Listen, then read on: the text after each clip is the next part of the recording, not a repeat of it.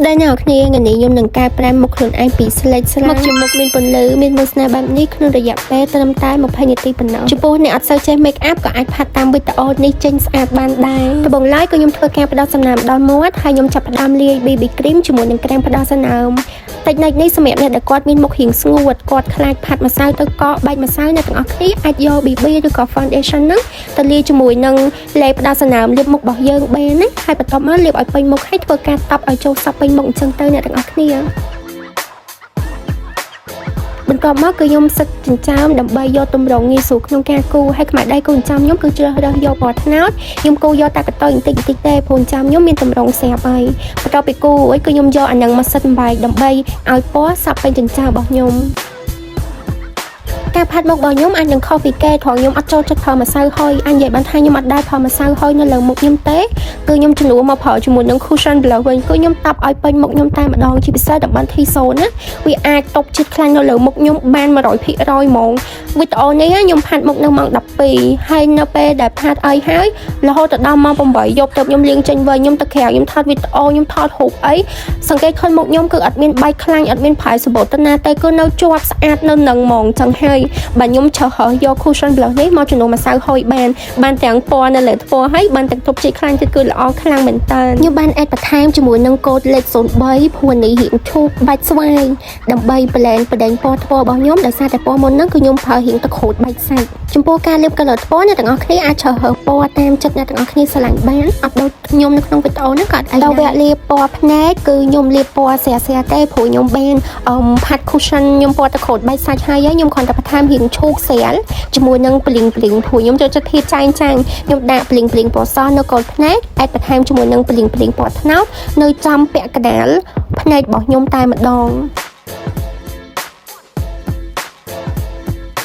តទៀតគឺខ្ញុំមកពត់ហូមភ្នែកស្អីគ្នាយើងដឹងហើយលាប mascara អត់ពត់ហូមភ្នែកមិនកើតហើយខ្ញុំលាប mascara ដូចគេដូចឯងដែរណាទាំងអស់គ្នាលាបហូមភ្នែកយើងពីលើសងខាងហើយលាបពីក្រោមសងខាងដែរនៅក្នុងវីដេអូហ្នឹងអញ្ចឹងបន្ទាប់មកគឺខ្ញុំបន្ថែម mascara ហ្នឹងនៅកូនចោមខ្ញុំបន្តិចដើម្បីធ្វើឲ្យពណ៌កូនចោមខ្ញុំរៀងដិតហើយយកអានេះទៅសិតបែកធ្វើឲ្យវាបាសព្រោះខ្ញុំចូលចិត្តលក្ខណៈបាសច្រើនអញ្ចឹងណាeyeliner គឺខ្ញុំប្រើរបស់ Sivane មុនប្រើកន្លុកសិនអ្នកទាំងអស់គ្នាដើម្បីឲ្យវាចេញពណ៌ស្អាតហើយ eyeliner របៀបគូរបស់ខ្ញុំគឺដំបូងឡើយខ្ញុំគូឲ្យវាចេញកតុយមកតែបន្តិចទេខ្ញុំគូទូចស្ដើងមួយឯងហើយខ្ញុំគូភ្នែកយើងសងខាងហ្នឹងដើម្បីមើលឃើញវាស្មើគ្នាសិននៅពេលដែលវាស្មើគ្នាស្អាតហើយក៏ខ្ញុំចាប់ផ្ដើមគូភ្ជាប់ពីន័យថាអ្នកគ្នាចាំមើលក្នុងវីដេអូហ្នឹងទៅខ្ញុំគូភ្ជាប់ហើយខ្ញុំពេញហើយគូបន្ថែមយើងស្រង់មិនឲ្យវាត្រូវជាមួយនឹងទម្រង់ភ្នែកយើងហើយវាស្មើគ្នាស្អាត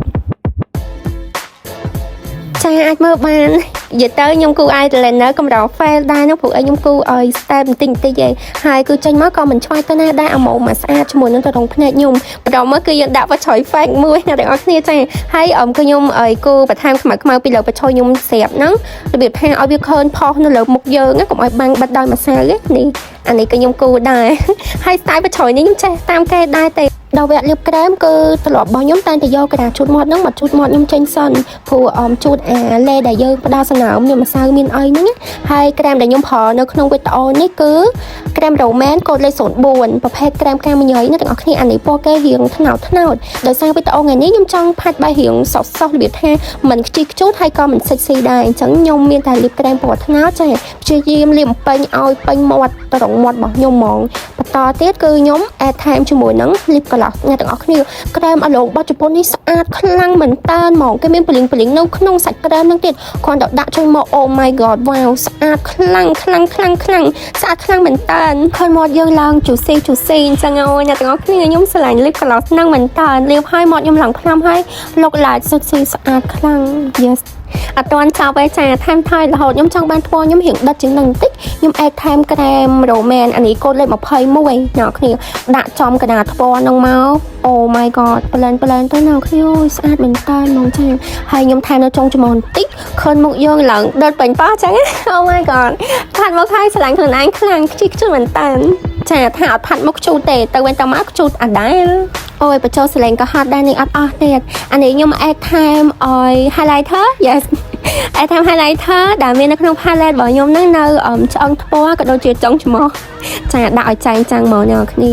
តែបើថាបញ្ញាប់អីគ្មាននៅអញញ៉ៃច្រើនតង់ចឹងទេតែវីដេអូនេះខ្ញុំផាតឲ្យថតវីដេអូថតរូបមានពេលដែរគឺចានៅ end on តាមហ្នឹងទៅ so finally yes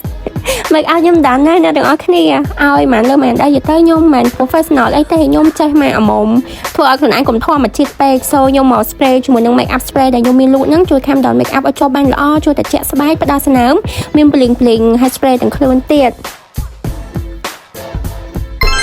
អង្គុយសឡងសឡកសឡងស្រីសាច់សឡូនយេមកចង់សរេសរងនៅមកទៅដាក់សរងយេហើយកែវនេះត្រាយើងបាញ់ជាវ៉ាដូចជាកូនយេនេះចង់ឲ្យខ្ញុំទៅលួងទៅលំចង់ឲ្យខ្ញុំលួងលំមើលថែយកមកពី3 5ខ្ញុំថាចង់ផឹកតែ